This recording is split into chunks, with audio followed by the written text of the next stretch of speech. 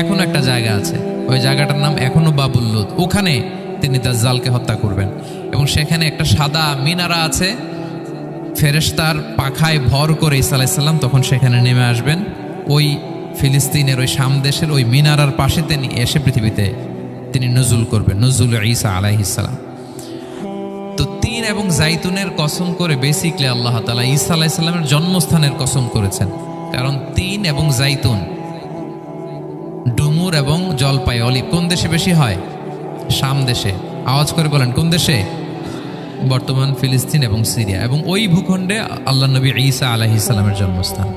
তাহলে এই দুই ফলের কসম করে বেসিকলি আল্লাহ তাআলা ঈসা আলাইহিস সালামের জন্মস্থানের কসম করেছেন। ওনার প্রতি নাজিল হওয়া যে তাওরাত ইনজিল গ্রন্থ, এই রেভেলেশনের কসম করেছেন। আচ্ছা, এরপরে ওয়াতুরি সিনিন, সিনাই পর্বতের কসম। সিনাই পর্বত বা তুর পাহাড় হচ্ছে মিশরে অবস্থিত, আর মিশর হচ্ছে মুসা আলাইহিস সালামের জন্মস্থান। কার জন্মস্থান? মুসা আলাইহিস সালামের জন্মস্থান। তাহলে ওয়াতুরি সিনিন, তুর পাহাড়ের কসম বুঝিয়ে আল্লাহ তাআলা মূলত মুসা আলাইহিস সালামের জন্মস্থানের কসম করেছেন, যেখানে তাওরাত নাজিল হয়েছে। এরপরে ওয়াহাদাল বালাদিল আমিন, এ নিরাপদ শহর বলে আল্লাহ তাআলা মক্কা শহরকে বুঝিয়েছেন। আর মক্কা কার জন্মস্থান বলেন তো? মুহাম্মদুর রাসূলুল্লাহ সাল্লাল্লাহু আলাইহি ওয়াসাল্লাম, সাইয়্যিদুল মুরসালিন, খাতামুন নবিয়্যিন, রাহমাতাল লিল আলামিন, হাবিবুল্লাহ মুহাম্মদুর রাসূলুল্লাহ সাল্লাল্লাহু আলাইহি ওয়াসাল্লামের জন্মস্থান। তাহলে এই চারটা আয়াতে, চারটা শপথের মধ্য দিয়ে মূলত আল্লাহ তাআলা ঈসা আলাইহিস সালামের জন্মস্থান, মুসা আলাইহিস সালামের জন্মস্থান এবং মুহাম্মদ সাল্লাল্লাহু আলাইহি ওয়াসাল্লামের জন্মস্থান, যেই তিনটা এলাকায়, ভূখণ্ডে তিনটা মেজর ওহী নাজিল হয়েছে। এক তো ঈসা আলাইহিস সালামের কাছে নাজিল হয়েছে ইনজিল কিতাব, আর একটা হচ্ছে তাওরাত। তাওরাত এমন কিতাব যে কিতাব দিয়ে হাজার হাজার নবীরা ফয়সালা করেছেন। বনী ইসরায়েলের অনেক নবীর উপর কোনো কিতাব নাজিল হয়নি, তার মানে তারা রসুল ছিলেন না, তারা নবী। তারা সবকিছু তাওরাত দিয়েই ফয়সালা করতেন। আর রাসূল সাল্লাল্লাহু আলাইহি ওয়াসাল্লামের উপর কোরআন নাজিল হয়েছে। তার মানে প্রথম চারটি শপথ দিয়ে বেসিকলি ইনজিলের শপথ, তাওরাতের শপথ এবং কোরআনের শপথ। বুঝতে পেরেছেন সবাই? শুরুতেই সূরাতুত তিনের কয়েকটা আয়াত তেলাওয়াত করেছি। এটা কালামুল্লাহ মাজিদের 95 নাম্বার সূরা। এই সূরাটা মক্কাতুল মুকাররমাতে নাজিল হয়েছে। এই সূরার আয়াত সংখ্যা 8টা। এই সূরার শুরুতে আল্লাহ তাআলা 4টা কসম করেছেন, ওয়াত-তিনি ওয়াজ-যাইতুনি ওয়া তুরি সিনিনা ওয়া হাযাল বালাদিল আমিন। ওয়াত-তিন, তিনের কসম, ওয়াজ-যাইতুন, যাইতুনের কসম, ওয়া তুরি সিনিন, সিনাই পর্বতের কসম, ওয়া হাযাল বালাদিল আমিন, আর এই নিরাপদ শহরের কসম। তো 4টা শপথ করেছেন বা আল্লাহ তাআলা কসম করেছেন। কসম দিয়ে আল্লাহ তাআলা কোরআনের অনেক সূরা শুরু করেছেন। যেমন একটা সূরায় আল্লাহ ফজরের সময়ের কসম করেছেন, আল্লাহ বলেছেন ওয়াল ফাজর। আল্লাহ আকাশের কসম করেছেন ওয়াস সামা ইযাতিল বুরুজ। আল্লাহ তাআলা সূর্যের কসম করেছেন ওয়াশ শামসি ওয়া দুহাহা। এভাবে আল্লাহ তাআলা তার সৃষ্টির অনেক কিছুর কসম করে গুরুত্বপূর্ণ কোনো মেসেজ বা বার্তা আমাদের সামনে হাজির করেন। তো এই সূরাতে আল্লাহ তাআলা 4টা জিনিসের কসম করে একটা খুবই গুরুত্বপূর্ণ বার্তা মানব মণ্ডলীর জন্য এই সূরাতে তিনি হাজির করেছেন। এই সূরাটা আমাদের অনেকেরই মুখস্থ আলহামদুলিল্লাহ, এবং আল্লাহ রাসূল সাল্লাল্লাহু আলাইহি ওয়াসাল্লাম প্রায় বিভিন্ন নামাজে এই সূরাটা তেলাওয়াত করতেন। বারা ইবনে আযিব রাদিয়াল্লাহু তাআলা আনহু উনি বর্ণনা করেন যে আমি একবার এশার সালাতে আল্লাহ রাসূল সাল্লাল্লাহু আলাইহি ওয়াসাল্লামের কণ্ঠে নামাজে সূরা 3 তিনি তেলাওয়াত করেছেন, আমি নিজ কানে শুনেছি। এবং ওনার কণ্ঠ যে এত মধুর ছিল, আমার জীবনে এত সুমধুর কণ্ঠের তেলাওয়াত আমি শুনি নাই। আল্লাহর হাবিব সাল্লাল্লাহু আলাইহি ওয়াসাল্লামের কোরআন তেলাওয়াতের যে কণ্ঠ এত সুমিষ্ট ছিল, এত চমৎকার ছিল, শুধু তেলাওয়াত শুনেই অনেকে শাহাদা পড়ে মুসলমান হয়েছে। আবু জাহেল মক্কায় নিষেধ করতো যে কেউ যাবা না মুহাম্মদের কাছে, সে পাগল, সে গণক, সে মিথ্যাবাদী, সে জাদুকর, সে স্বামী স্ত্রীর মধ্যে বিচ্ছিন্নতা নিয়ে আসে, সে বাবা ছেলেকে আলাদা করে দেয়, তার কাছেই যাবা না। আর সে যা বলে শুনবাই না, কানে আঙ্গুল দিয়ে রাখবা। তো মানুষকে যেটা নিষেধ করা হয় বেশি, মানুষের ওইটার ব্যাপারে আগ্রহ থাকে বেশি। সে যত নিষেধ করতো মানুষ আরো বেশি বেশি যে শুনতো। মানুষকে সে কি বারণ করবে? সে দিনের বেলা নিষেধ করতো, রাতে যে লুকিয়ে লুকিয়ে নিজেই তেলাওয়াত শুনতো।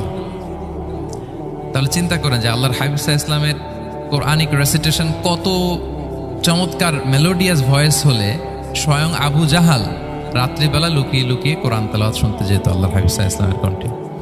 তো রাসূল সাল্লাল্লাহু আলাইহি ওয়াসাল্লাম সূরাতুত 3টা এশার সালাতে তিনি তেলাওয়াত করেছেন, এই মর্মে হাদিসে পাওয়া যায়।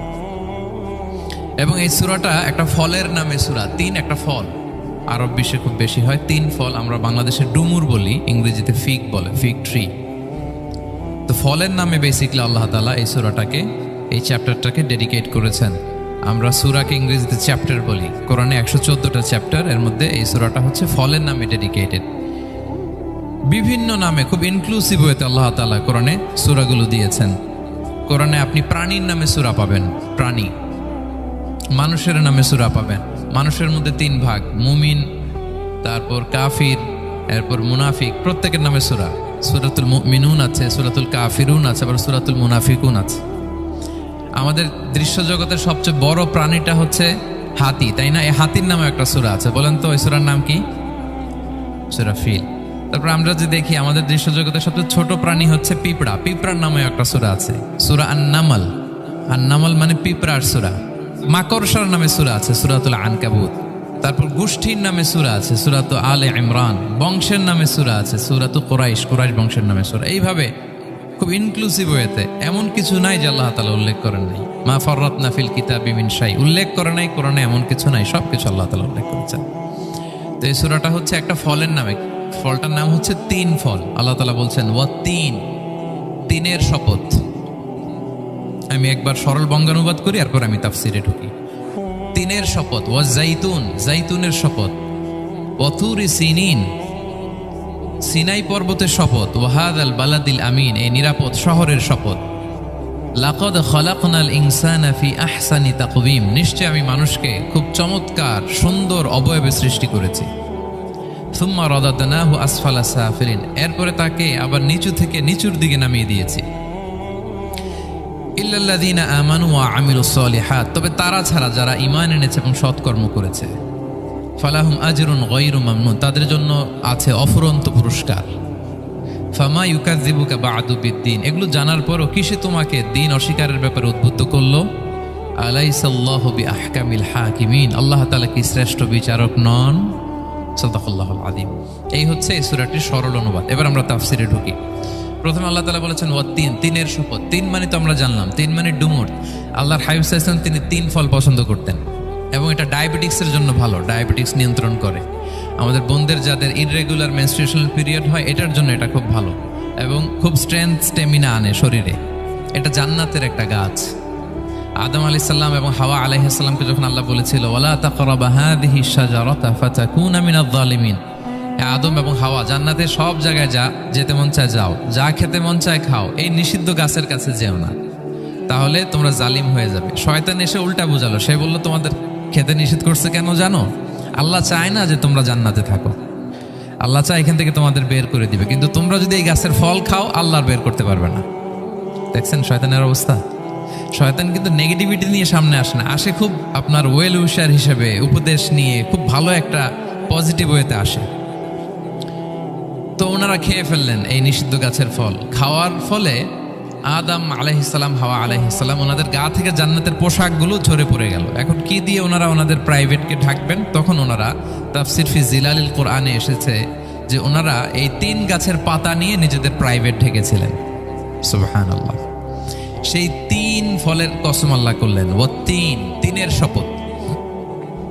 এরপর আল্লাহ তাআলা বললেন ওয়া জাইতুন, জাইতুনের শপথ। জাইতুন মানে হচ্ছে জলপাই।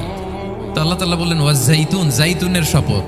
জাইতুন মানে হচ্ছে জলপাই, ইংরেজিতে আমরা যেটাকে অলিভস বলি। তো আল্লাহ 3-এর কসম করলেন এবং অলিভের কসম করলেন। দুইটাই খুব উপকারী ফল, এবং আল্লাহর হাবিব সাল্লাল্লাহু আলাইহি ওয়াসাল্লাম তিনি জলপাইও খুব পছন্দ করতেন। ওনার রেগুলার ফুড আইটেমের মধ্যে জলপাই ছিল, অলিভস ছিল। এটা পাহাড়ি এরিয়া, মরুভূমিতে হয়, এবং রাসূল সাল্লাল্লাহু আলাইহি ওয়াসাল্লাম বলেছেন কুলু যাইত ওয়াদাহিনু ফাইন্নাহু মিন শাজারাতিন মুবারাকা, তোমরা অলিভ অয়েল এটা খেও এবং এটা গায়ে মালিশ করো, কেননা এটা বরকতময় একটা গাছের ফল, শাজারা মুবারাকা। এটা শরীরের ব্যাড কোলেস্টেরলকে কমিয়ে দেয়। দাড়িতে অ্যাপ্লাই করলে, চুলে অ্যাপ্লাই করলে সহজে পাকে না দাড়ি চুল, এবং স্কিনে অ্যাপ্লাই করলেও স্কিনের জন্য ভালো, স্কিনের জন্য বেশ ভালো। এটা যাদের সুযোগ হয় আপনারা দাড়িতে চুলে অ্যাপ্লাই করবেন, খাবেন। এটা খাওয়াও যায়। তামবুতু বিদ্দুহনি ওয়াসিবগিল লিল আখিলিন, কোরআনে এসেছে। এটা অয়েল হিসেবে ইউজ করে, আবার খাবার হিসেবেও ইউজ করা যায়। সালাদ ড্রেসিং এর ক্ষেত্রে কিন্তু অলিভ অয়েল আমরা ইউজ করি। ইদানিং পিজাতে খুব ইউজ করা হয় অলিভ, জলপাইটা। তো এটা আপনারা খেতে পারেন, এটা খুবই সুস্বাদু। এবং জলপাই গাছের মানে জাইতুন গাছের ডালের মেসোয়াক খুব ভালো হয়। আল্লাহর হাবিব সাল্লাল্লাহু আলাইহি ওয়াসাল্লাম জাইতুনের ডাল দিয়ে মেসোয়াক করতেন। তিনি বলতেন, নি'মা সিওয়াকিয়া জাইতুন, সবচেয়ে শ্রেষ্ঠ মেসোয়াক হচ্ছে জাইতুনের, মিনাশ শাজারাতিল মুবারাকা, কারণ এটা বরকতময় গাছের ডালা।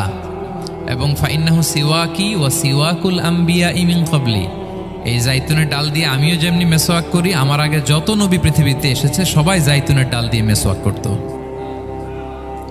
আল্লাহ বলেন ওয়াতিনি ওয়াজ জাইতুন, তিনের শপথ আর জাইতুনের শপথ। এরপর আল্লাহ তাআলা বললেন ওয়াতুরি সিনিন, সিনাই পর্বতের শপথ। প্রথমে দুইটা ফলের শপথ করলেন, এবার একটা পাহাড়ের শপথ করতেছেন। আপনারা কি তুর পাহাড়ের নাম শুনেছেন? হ্যাঁ, শুনেছেন। এই সিনাই পর্বত দ্বারা তুর পাহাড় উদ্দেশ্য। এটা মিশরের একটা পাহাড়, অনেক উঁচু, 2285 মিটার উঁচু। ওইটার নিচে আছে মুকাদ্দাসে তুয়া, যেখানে মুসা আলাইহিস সালামকে আল্লাহ তাআলা জুতা খুলতে বলেছিলেন, ফাখলা না আলাইকা ইন্নাকা বিল ওয়াদিল মুকাদ্দাসি তুয়া, হে মুসা তুমি পবিত্র উপত্যকায় এসেছো, জুতা খুলো। তো ওখানে সব ধর্মের লোকেরা যায়, সব ধর্মের লোকদের জন্য তীর্থস্থান, মুসলিম, জুইশ, খ্রিস্টিয়ান সবাই যায়। এটা সিনাই একটা এলাকা আছে মিশরের, north south Sinai, north Sinai, এটা সাউথ সিনাইতে অবস্থিত। তো নিচে একটা খ্রিস্টানদের প্রাচীন গির্জা আছে, সেন্ট ক্যাথেরিনা গির্জা। সেখান থেকে চলতে চলতে আপনাকে উপরে যেতে হবে, ফজরের পরে আবার চলে আসতে হবে, তা না হলে দুপুরবেলায় 10টা-11টার দিকে এমন সূর্যের প্রখর তাপ ওই পাথরের মধ্যে লাগে, ওখানে আর থাকা যায় না। একেবারে তুর পাহাড়ের উপরে সেখানে খ্রিস্টানদের জন্য ছোট্ট একটা সিনাগোগ আছে, তারা প্রার্থনা করে। খ্রিস্টানদের একটা চার্চ আছে, মুসলিমদের জন্য ছোট্ট একটা মুসল্লা আছে, সুরাওয়ের মতো। আল্লাহ ওই সিনাই উপত্যকার কসম করেছেন, ওয়াতুরি সিনিন, সিনাই উপত্যকার কসম। এখানে আল্লাহ তাআলা মুসা আলাইহিস সালামকে তাওরাত দিয়েছিলেন, মেজর একটা আসমানি কিতাব দিয়েছিলেন, এবং সরাসরি মুসা আলাইহিস সালাম এই পাহাড়ের চূড়ায় বসে আল্লাহ তাআলার সাথে কথা বলতেন। ওয়াকাল্লামাল্লাহু মুসা তাকলিমা, উনি সরাসরি কথা বলতেন, এটা ওনার একটা স্পেশাল বৈশিষ্ট্য ছিল, ক্যারেক্টারিস্টিক্স। এবং আল্লাহ তাআলা নূরের তাজাল্লি দিয়ে এই পাহাড়কে একবার জ্বালিয়ে দিয়েছিলেন। আজও এই পাহাড়ের রংটা অনেকটা একটু লালচে, একটু কালোচে, একটু রেডিশ কালারের। এবং মুসা আলাইহিস সালাম এই নূরের তাজাল্লির ঝলকে তিনি বেহুশ হয়ে গিয়েছিলেন এই পাহাড়ের উপরে। ইয়াজুজ মাজুজ যখন কিয়ামতের আগে আগমন করবে, তখন মুসলমানদের সেন্টার হবে। ঈসা আলাইহিস সালাম মুসলমানদেরকে নিয়ে ওইখানে অবস্থান করবেন, এই তুর পাহাড়ের ওখানে। এবং আল্লাহর হাবিব সাল্লাল্লাহু আলাইহি ওয়াসাল্লামের মেরাজের রাতে ইসরার সময় একটা স্টেশন ছিল এই তুর পাহাড়। জিবরাইল আলাইহিস সালাম এই তুর পাহাড়ে আল্লাহর হাবিব সাল্লাল্লাহু আলাইহি ওয়াসাল্লামকে নামিয়ে বলেছিলেন যে এটা জাবাল মুসা, আপনার ভাই মুসার পাহাড়, আপনি এখানে 2 রাকাত নামাজ পড়েন, দোয়া করেন। আল্লাহর হাবিব সাল্লাল্লাহু আলাইহি ওয়াসাল্লাম এই তুর পাহাড়ে 2 রাকাত সালাত আদায় করেছিলেন এবং দোয়া করেছিলেন। আল্লাহ এই তুর পাহাড়ের কসম কাটলেন, ওয়াতুরি সিনিন, সিনাই পর্বতের কসম, যেখানে তাওরাত কিতাব নাজিল হয়েছিল। এরপর আল্লাহ তাআলা বললেন ওয়াহাদাল বালাদিল আমিন, আর এই নিরাপদ শহরের শপথ। এই শহর দ্বারা মক্কা শহর উদ্দেশ্য, কারণ রাসূল সাল্লাল্লাহু আলাইহি ওয়াসাল্লাম তখন মক্কায় ছিলেন, মক্কা নগরী। এই শহরের পূর্ব নাম ছিল বাক্কা। মক্কা নগরীকে বলা হয় উম্মুল কুরা, সব শহরের মা, সব শহরের সেন্টার, পৃথিবীর নাভিস্থল। এবং আল্লাহ তাআলা বলেছেন মান দাখালাহু কানা আমিনা, এখানে যে প্রবেশ করবে সে নিরাপদ।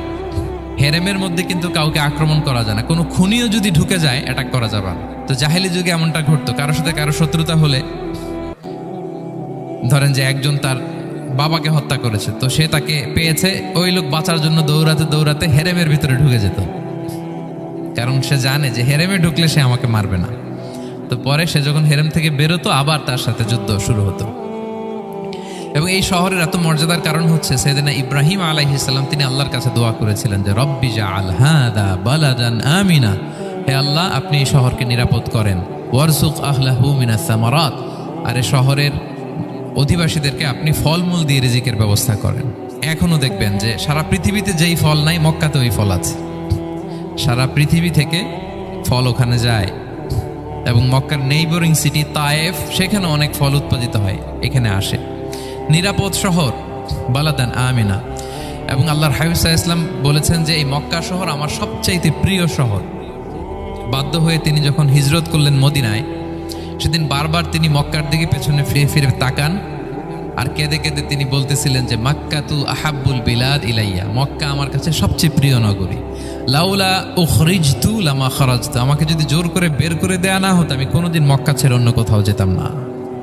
আল্লাহর হাবিব সাল্লাল্লাহু আলাইহি ওয়াসাল্লামের সবচাইতে প্রিয় শহর ছিল মক্কা, এবং এটা আল্লাহর হাবিব সাল্লাল্লাহু আলাইহি ওয়াসাল্লামের জন্মস্থান। মাকান মাউলিদুর রাসূল, রাসূল সাল্লাল্লাহু আলাইহি ওয়াসাল্লামের বিলাদাত হয়েছে এই শহরে।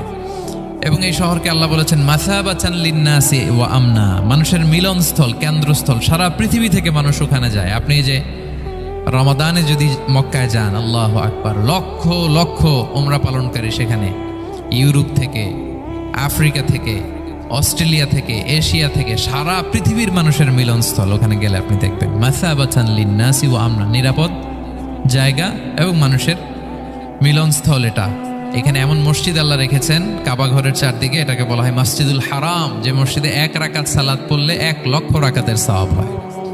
আল্লাহর ঘরকে কেন্দ্র করে তাওয়াফের নির্দেশ দেওয়া হয়েছে, ওয়ালিয়াতাওয়াফু বিল বাইতিল আতিক। পৃথিবীর কোনো ঘরকে তাওয়াফ করা যায় না, কোনো ঘরকে, এই একটা মাত্র ঘর যেটাকে এর চারদিকে এরকম তাওয়াফ করা যায়। তাহলে এই পবিত্র ঘর, পবিত্র মসজিদ যেই শহরে অবস্থিত, সেই শহরের কসম আল্লাহ করেছেন। আল্লাহ বললেন ওয়াহাদাল বালাদিল আমিন, এই নিরাপদ শহরের কসম, মানে মক্কা শহরের কসম। আমরা আপাত দৃষ্টিতে আমাদের কাছে মনে হচ্ছে দুইটা ফলের কসম, একটা পাহাড়ের কসম, একটা নগরীর কসম। আসলে বেসিকলি আল্লাহ তাআলা এই 4টা শপথ দিয়ে 3 নবীর জন্মস্থান, 3 নবীর নবুয়তের কসম করেছেন। কিভাবে সেটা আমি মিলিয়ে দেই। এই যে প্রথমে যে আল্লাহ বলেছেন ওয়াত্তিনি ওয়া জাইতুন, 3 এবং জাইতুনের কসম। পৃথিবীতে সবচেয়ে বেশি 3 এবং জাইতুন কোথায় উৎপন্ন হয় জানেন? ফিলিস্তিনে। কোথায়? শাম দেশে, যেটা হাদিসের পরিভাষায় বলা হয় শাম, বর্তমান ফিলিস্তিন এবং সিরিয়া মিলে। 3 জাইতুন দিয়ে বেসিকলি আল্লাহ তাআলা ফিলিস্তিনের শপথ করেছেন, শাম দেশের শপথ, যেখানকার বেথলহামে ঈসা আলাইহিস সালাম, জেসাস ক্রাইস্ট, তিনি জন্মগ্রহণ করেছেন। ঈসা আলাইহিস সালামের জন্মস্থান। তাহলে 3 জাইতুনের শপথের মাধ্যমে মূলত আল্লাহ তাআলা ঈসা আলাইহিস সালামের জন্মস্থানের শপথ করেছেন, কারণ সেখান থেকে ওহী বিচ্ছুরিত হয়েছে, ওনার কাছে ইনজিল নাজিল হয়েছিল। এবং এই শামের মর্যাদার ব্যাপারে অনেক কথা আল্লাহর হাবিব সাল্লাল্লাহু আলাইহি ওয়াসাল্লাম তিনি বলেছেন। আল্লাহ রাসূল সাল্লাল্লাহু আলাইহি ওয়াসাল্লাম যখন মেরাজে যান, তখন মক্কা থেকে এই শাম দেশে ফিলিস্তিনের বাইতুল মাকদাসে রাসূল সাল্লাল্লাহু আলাইহি ওয়াসাল্লামকে নিয়ে যাওয়া হয়েছিল। এবং রাসূল সাল্লাল্লাহু আলাইহি ওয়াসাল্লাম প্রায় বলতেন তুবা আলি শাম, শামের জন্য বরকত, কেননা ফেরেশতারা তাদের রহমতের পাখা শাম দেশের উপর বিছিয়ে রেখেছে। এবং তিনি বলতেন ফিতনার সময় আলাইকুম বিশাম, তোমরা শামে যেও, শামে থেকো। এবং তিনি দোয়া করেছেন আল্লাহুম্মা বারিক লানা ফি শামিনা, আল্লাহ তুমি আমার শামে, শাম অঞ্চলে আল্লাহ তুমি বরকত দিও। এবং হাদিসে এসেছে এই শামই হচ্ছে আরদুল মাহশার, এখানেই হাসর হবে। শাম অঞ্চলকে বিস্তীর্ণ করে এখানেই ময়দানুল মাহশার আল্লাহ তাআলা কায়েম করবেন, হাসরের ময়দান এখানেই হবে। এবং সেখানেই হচ্ছে সানিউল কিবলাতাইন, আমাদের আগের কেবলা কিন্তু বাইতুল মাকদাসের দিকে ছিল, যেটা শামে অবস্থিত, ফিলিস্তিনে বাইতুল মুকাদ্দাস, যেই মসজিদে নামাজ পড়লে 1 রাকাতে 500 রাকাতের সওয়াব। 3টা মসজিদে সালাত পড়লে স্পেশাল ভার্চুর কথা আছে, এর বাইরে আর অন্য মসজিদের বিশেষ কোনো ফজিলত নাই, বাকি সব মসজিদ সমান। এক হচ্ছে মসজিদুল হারাম, 1 রাকাতে 1 লক্ষ রাকাত। 2 নম্বর মসজিদে নববী, 1 রাকাতে 1000 রাকাতের সওয়াব, আর একটা দুর্বল বর্ণনায় 50,000 রাকাতের সওয়াব। 3 নম্বরে এই মসজিদুল আকসা, 1 রাকাতে 500 রাকাতের সওয়াব। এই 3 মসজিদে যেন আমরা যে সালাত আদায় করতে পারি, আল্লাহ তুমি তৌফিক দান করো। 2 মসজিদে তো একেবারেই সহজ যাওয়া, মক্কা মদিনাতে। বাইতুল মাকদাসের জন্য আমরা যেতে পারি, আল্লাহ তুমি সেই পরিস্থিতি আমাদের জন্য তৈরি করে দাও। তাই বাইতুল মাকদাসের দিকে রাসূল সাল্লাল্লাহু আলাইহি ওয়াসাল্লাম টানা 14 বছর নামাজ পড়েছেন। 14 বছর। প্রথম 13 বছর কোনো সমস্যা হয়নি মক্কায়, কারণ তখন কেবলা বাইতুল মুকাদ্দাস থাকলেও রাসূল সাল্লাল্লাহু আলাইহি ওয়াসাল্লাম সামনে রাখতেন কাবাকে, কেবলা বাইতুল মুকাদ্দাস, কিন্তু তিনি তো মক্কায় ছিলেন নবুয়তের প্রথম 13 বছর, সামনে কাবাকে রাখতেন, তারপরে টু দ্য ডাইরেকশন অফ বাইতুল মুকাদ্দাস। কিন্তু যখন মদিনায় গেলেন তখন তো আর কাবা নাই, তখন রাসূল সাল্লাল্লাহু আলাইহি ওয়াসাল্লাম কাবাকে মিস করতে আরম্ভ করলেন। আর প্রায় আল্লাহর কাছে কামনা করতেন, আমার বংশের গোড়া ইব্রাহিম আলাইহিস সালামের রুট যেখানে, আমার জন্মস্থান, সেই কাবার দিকে যদি আবার কেবলাটা ফিরিয়ে দেয়া হতো। কদ নারা তাকাল্লুবা ওয়াজহিকা ফিস সামা ফালানুওয়াল্লিয়ান্নাকা কিবলাতান তারদাহা। আল্লাহ আয়াত নাযিল করলেন, নবী আপনি আকাশের দিকে তাকিয়ে কি ভাবেন আমি বুঝি, আপনি চান কেবলা যেন আমি মক্কার দিকে ঘুরিয়ে দেই। আল্লাহ তাআলা ঘুরিয়ে দিলেন। আল্লাহ বলেন ফাওয়াল্লি ওয়াজহাকা শাতরাল মসজিদিল হারাম, এখন থেকে মসজিদুল হারামের দিকে আপনি টু দ্য ডাইরেকশন অফ কেবলা নামাজ পড়বেন। কেবলা চেঞ্জ হয়ে গেল। তো মদিনায় যে 16-17 মাস, আর মক্কায় 13 বছর, মোট 14 বছর আল্লাহর হাবিব সাল্লাল্লাহু আলাইহি ওয়াসাল্লাম এই মসজিদুল আকসার দিকেই হয়েই তিনি নামাজ পড়েছেন। এটা আমাদের আগের কেবলা ছিল। এবং শেষে কিয়ামতের আগে যে মালহামার যুদ্ধ হবে, তখন রাসূল সাল্লাল্লাহু আলাইহি ওয়াসাল্লাম বলেছেন, মালহামার যুদ্ধের সময় মুসলমানদের ফুস্তাদ বা তাবু হবে, শিবির হবে এই ফিলিস্তিনের দামেস্কের পাশে আল গৌতা নামে এক জায়গা আছে, ওই গৌতাতে। এবং ঈসা আলাইহিস সালাম এসে যে দাজ্জালকে হত্যা করবেন সেটাও ওই শামে। ফিলিস্তিনের বাবুল লুদ এখনো একটা জায়গা আছে, ওই জায়গাটার নাম এখনো বাবুল লুদ, ওখানে তিনি দাজ্জালকে হত্যা করবেন। এবং সেখানে একটা সাদা মিনারা আছে, ফেরেশতার পাখায় ভর করে ঈসা আলাইহিস সালাম তখন সেখানে নেমে আসবেন। ওই ফিলিস্তিনের ওই শাম দেশের ওই মিনারার পাশে তিনি এসে পৃথিবীতে তিনি নজুল করবেন, নজুল ঈসা আলাইহিস সালাম। তো তিন এবং জাইতুনের কসম করে বেসিকলি আল্লাহ তাআলা ঈসা আলাইহিস সালামের জন্মস্থানের কসম করেছেন। কারণ তিন এবং জাইতুন, ডুমুর এবং জলপাই, অলিভ কোন দেশে বেশি হয়? শাম দেশে। আওয়াজ করে বলেন কোন দেশে? বর্তমান ফিলিস্তিন এবং সিরিয়া। এবং ওই ভূখণ্ডে আল্লাহ নবী ঈসা আলাইহিস সালামের জন্মস্থান। তাহলে এই দুই ফলের কসম করে বেসিকলি আল্লাহ তাআলা ঈসা আলাইহিস সালামের জন্মস্থানের কসম করেছেন। ওনার প্রতি নাজিল হওয়া যে তাওরাত ইনজিল গ্রন্থ, এই রেভিলেশনের কসম করেছেন। আচ্ছা, এরপরে ওয়াতুরি সিনিন, সিনাই পর্বতের কসম। সিনাই পর্বত বা তুর পাহাড় হচ্ছে মিশরে অবস্থিত, আর মিশর হচ্ছে মুসা আলাইহিস সালামের জন্মস্থান। কার জন্মস্থান? মুসা আলাইহিস সালামের জন্মস্থান। তাহলে ওয়াতুরি সিনিন, তুর পাহাড়ের কসম বুঝিয়ে আল্লাহ তাআলা মূলত মুসা আলাইহিস সালামের জন্মস্থানের কসম করেছেন, যেখানে তাওরাত নাজিল হয়েছে। এরপরে ওয়াহাদাল বালাদিল আমিন, এ নিরাপদ শহর বলে আল্লাহ তাআলা মক্কা শহরকে বুঝিয়েছেন। আর মক্কা কার জন্মস্থান বলেন তো? মুহাম্মদুর রাসূলুল্লাহ সাল্লাল্লাহু আলাইহি ওয়াসাল্লাম, সাইয়্যিদুল মুরসালিন, খাতামুন নবিয়্যিন, রাহমাতাল লিল আলামিন, হাবিবুল্লাহ মুহাম্মদুর রাসূলুল্লাহ সাল্লাল্লাহু আলাইহি ওয়াসাল্লামের জন্মস্থান। তাহলে এই চারটা আয়াতে, চারটা শপথের মধ্য দিয়ে মূলত আল্লাহ তাআলা ঈসা আলাইহিস সালামের জন্মস্থান, মুসা আলাইহিস সালামের জন্মস্থান এবং মুহাম্মদ সাল্লাল্লাহু আলাইহি ওয়াসাল্লামের জন্মস্থান, যেই তিনটা এলাকায়, ভূখণ্ডে তিনটা মেজর ওহী নাজিল হয়েছে। এক তো ঈসা আলাইহিস সালামের কাছে নাজিল হয়েছে ইনজিল কিতাব, আরেকটা হচ্ছে তাওরাত। তাওরাত এমন কিতাব যে কিতাব দিয়ে হাজার হাজার নবীরা ফয়সালা করেছেন। বনি ইসরাইলের অনেক নবীর উপর কোনো কিতাব নাজিল হয়নি, তার মানে তারা রসুল ছিলেন না, তারা নবী। তারা সবকিছু তাওরাত দিয়েই ফয়সালা করতেন। আর রাসূল সাল্লাল্লাহু আলাইহি ওয়াসাল্লামের উপর কোরআন নাজিল হয়েছে। তার মানে প্রথম চারটি শপথ দিয়ে বেসিকলি ইনজিলের শপথ, তাওরাতের শপথ এবং কোরআনের শপথ। বুঝতে পেরেছেন সবাই? আল্লাহ ওহির শপথ করেছেন। দেখেন, ফল, পাহাড়, নগরী মাড়িয়ে সারা পৃথিবী ঘুরিয়ে আপনাদেরকে শেষ পর্যন্ত ইনজিল, তাওরাত এবং কোরআনে নিয়ে আসছেন। আমার সাথে আসছেন? হ্যাঁ, এই রেভেলেশনের শপথ আল্লাহ করেছেন। তাহলে ওয়াত্তিনি ওয়াজাইতুনি ওয়াতুরি সিনিনা ওয়া হাদাল বালাদিল আমিন, এই চার আয়াতে চারটা শপথের মধ্য দিয়ে মূলত আল্লাহ তাআলা আসমান থেকে নাজিল হওয়া যে ওহী, এই ওহীর শপথ অথবা ওহী যেই ভূখণ্ডে নাজিল হয়েছে সেই ভূখণ্ডগুলোর শপথ করে আল্লাহ একটা গুরুত্বপূর্ণ কথা বলবেন। সেটা কি? আল্লাহ তাআলা বললেন, লাকাদ খালাকনাল ইনসানা ফি আহসানি তাকওয়িম, আর আমি মানুষকে অত্যন্ত চমৎকার অবয়বে সৃষ্টি করেছি, চমৎকার গঠনে, চমৎকার স্ট্রাকচারে, ডিজাইনে সৃষ্টি করেছি। মানুষের দৈহিক অবকাঠামো গঠন এটা যেমনি চমৎকার, মানুষের ইন্টেলেকচুয়াল কাঠামো এটা চমৎকার, মানুষের আচরণগত যে বিহেভিয়ারাল ট্রেটস, ক্যারেক্টারিস্টিক্স এটাও চমৎকার। প্রত্যেক দিক থেকে আল্লাহ তাআলা নান্দনিকভাবে মানুষকে তিনি তৈরি করেছে। আমরা যদি দেহের কথা বলি, হিউম্যান অ্যানাটমি নিয়ে যাদের ধারণা আছে, আপনি শুনলে অবাক হবেন এত জটিলভাবে আমাদের দেহটা ফাংশন করে। ঠিক যেই মুহূর্তে আমি কথা বলতেছি আমার ব্রেইন সচল, আমার নার্ভ সিস্টেম সচল, হেয়ারিং সিস্টেম, স্মেলিং সিস্টেম, আমার এই যে হার্ট সচল, সিস্টোলিক ডায়াস্টোলিক অলিন্দ নিলয় হচ্ছে, আমার লাং কাজ করতেছে, কিডনি ইজ ওয়ার্কিং পারফেক্টলি, সব কিছু কাজ করতেছে। এত সূক্ষ্মভাবে আমাদের দেহটা কাজ করে, এটাকে ইংরেজিতে বলে মরফোলজি, আকৃতি সংক্রান্ত যে বিদ্যা। এটা নিয়ে যদি আপনি দেখেন যে মানুষের হাত কিভাবে কাজ করে, মানুষের পা কিভাবে কাজ করে, মানুষের হিউম্যান ব্রেইন কিভাবে কাজ করে, আপনি অবাক হবেন। এবং আল্লাহর যে সেট আপ, লাকাদ খালাকনাল ইনসানা ফি আহসানি তাকওয়িম, নিশ্চয় আমি মানব জাতিকে চমৎকার অবয়বে তৈরি করেছি। আপনি যদি অবয়বটা দেখেন, আমাদের স্ট্রাকচার, এর চেয়ে সুন্দর করে আর তৈরি করা যেত না, এর চেয়ে সুন্দর আর হতে পারে না। যেখানে যা দেয়ার, মাথার চুল থেকে পায়ের নখ পর্যন্ত, আপনি একটা ডিজাইনে, স্ট্রাকচারে, সেট আপে আপনি ভুল ধরতে পারবেন না। যেখানে যেটা দরকার, আপনি একটু খেয়াল করে দেখেন যে এই যে আমাদের চোখ,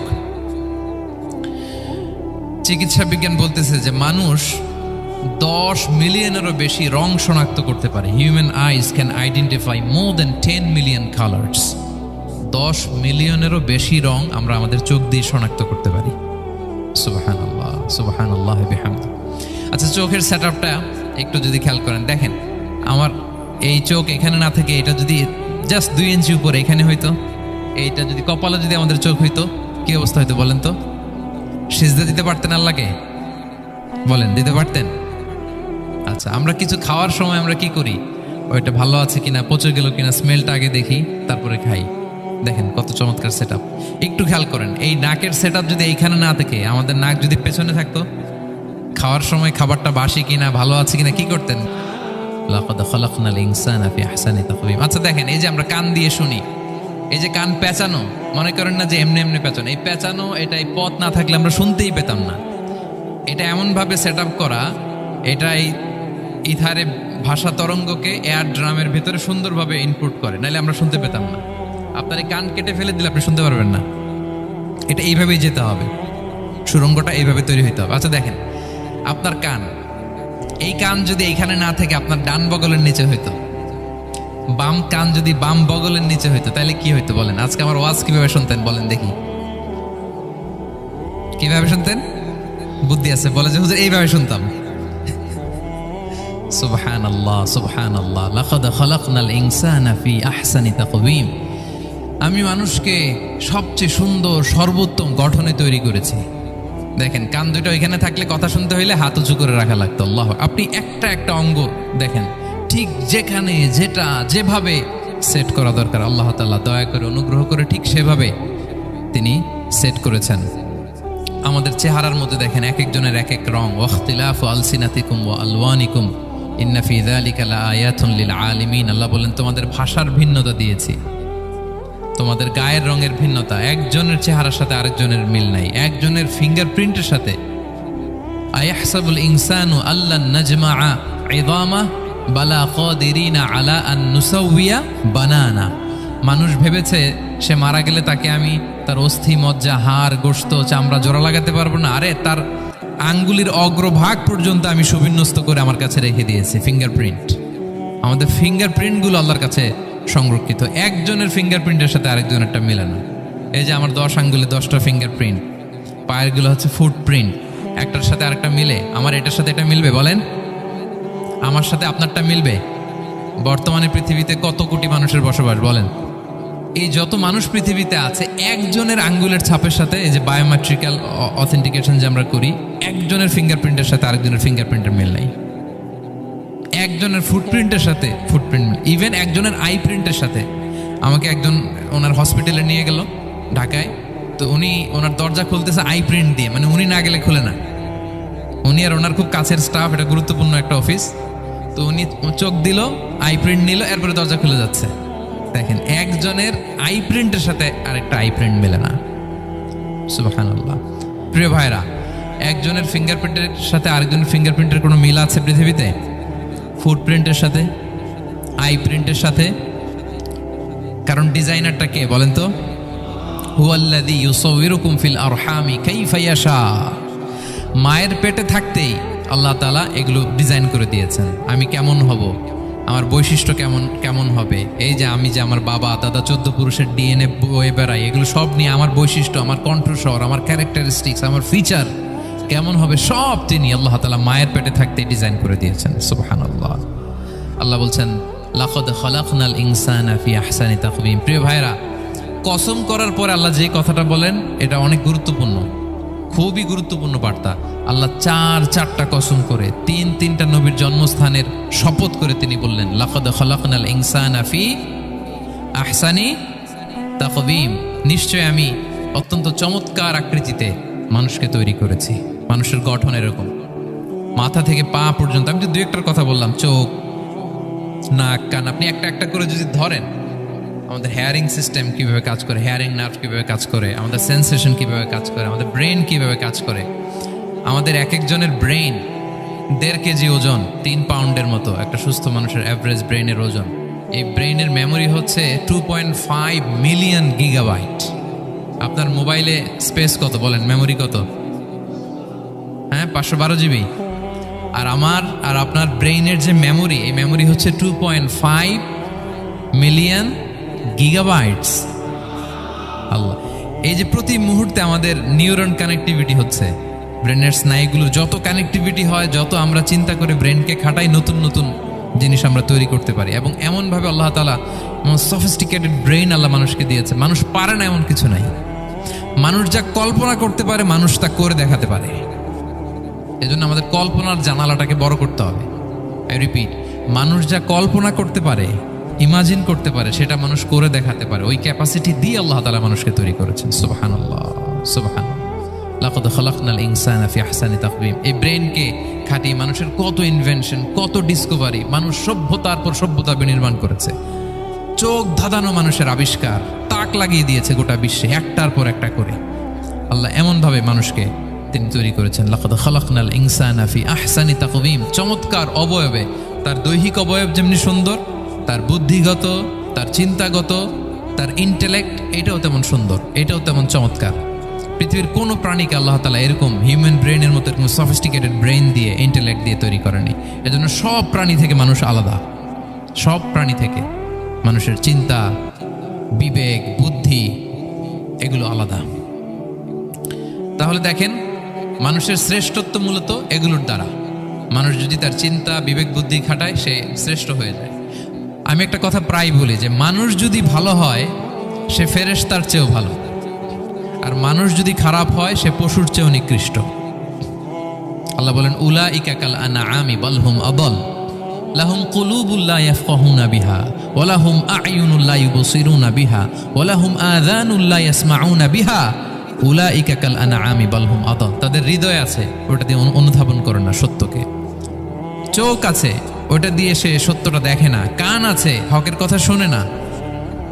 উলাইকা কাল আনআম, আল্লাহ বলেন তারা প্রাণীর মতো, চতুষ্পদ জন্তুর নেই। শুধু অতটুকুই না, বাল হুম আদাল, তারা তার চেয়েও নিকৃষ্ট, তার চেয়েও নিকৃষ্ট।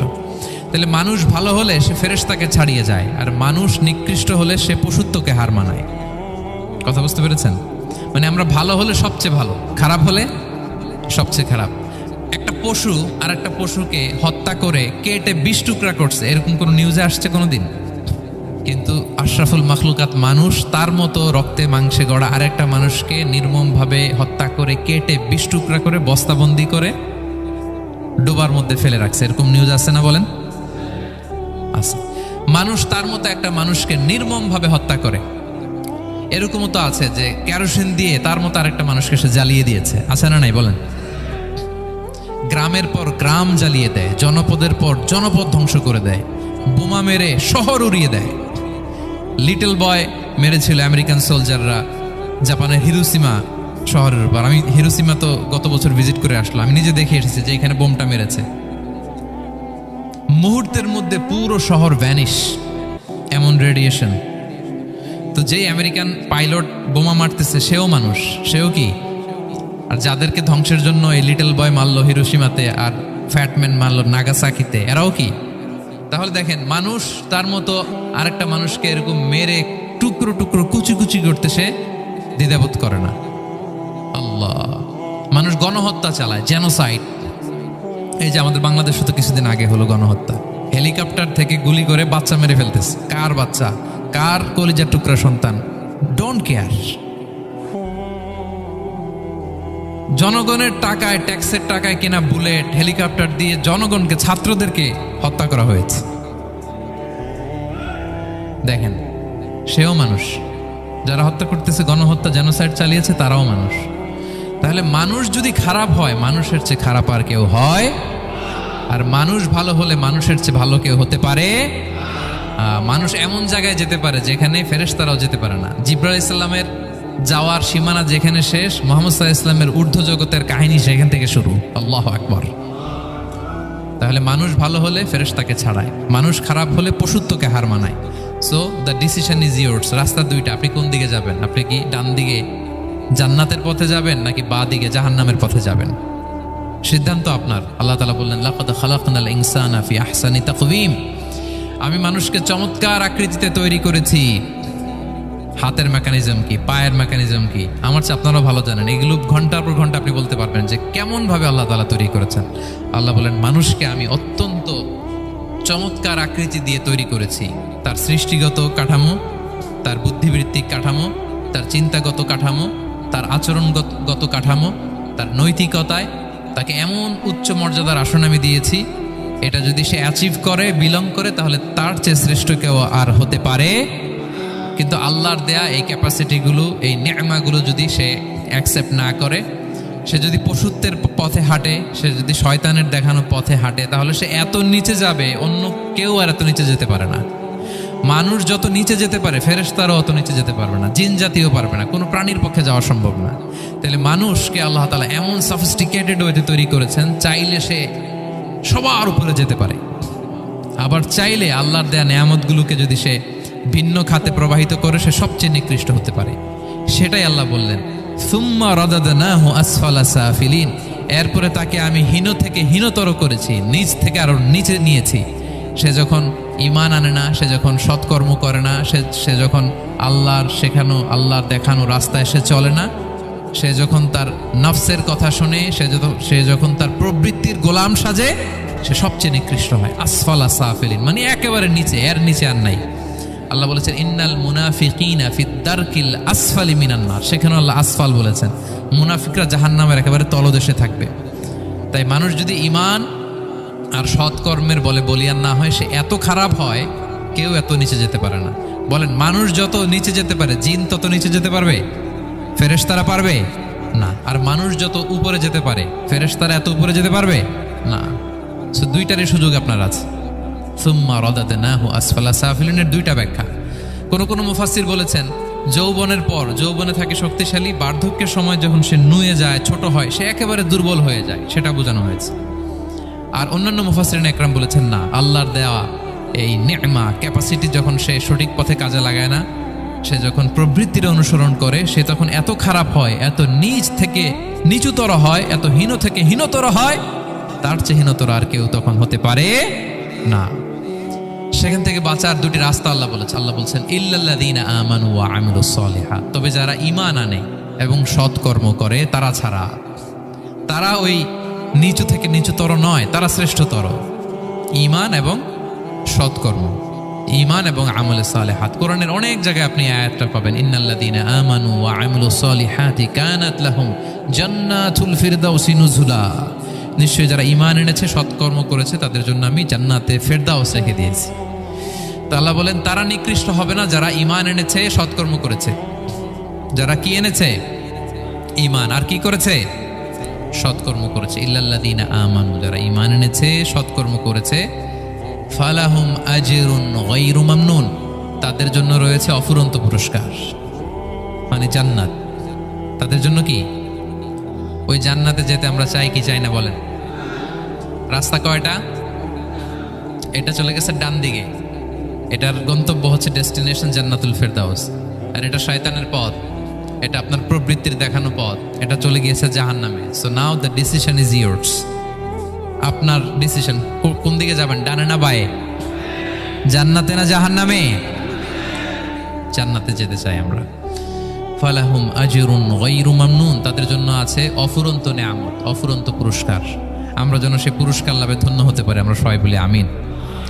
আল্লাহ বলেন, এইভাবে 4টা কসম করার পরে, এত গুরুত্বপূর্ণ বার্তা হাজির করার পরে, তোমার ঘুমন্ত বিবেককে জাগিয়ে তোমাকে বার্তা দেওয়ার পরেও কিভাবে তুমি অস্বীকার করতে পারো আখিরাতকে?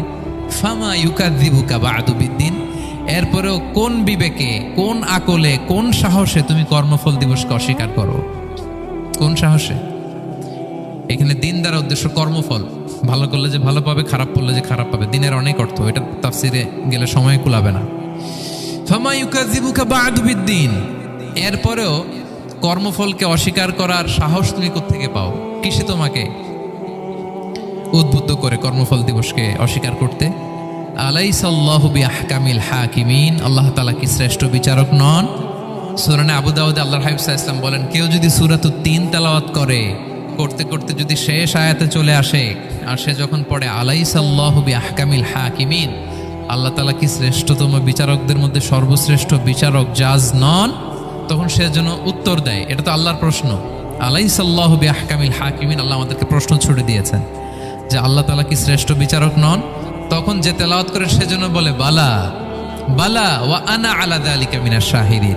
বালা মানে অবশ্যই, হ্যাঁ আল্লাহ অবশ্যই আপনি শ্রেষ্ঠ বিচারক, আর আপনি যে শ্রেষ্ঠতম বিচারক এই সাক্ষী আমি দিচ্ছি, এই ঘোষণা আমি দিচ্ছি। পড়েন সুবহানাল্লাহ।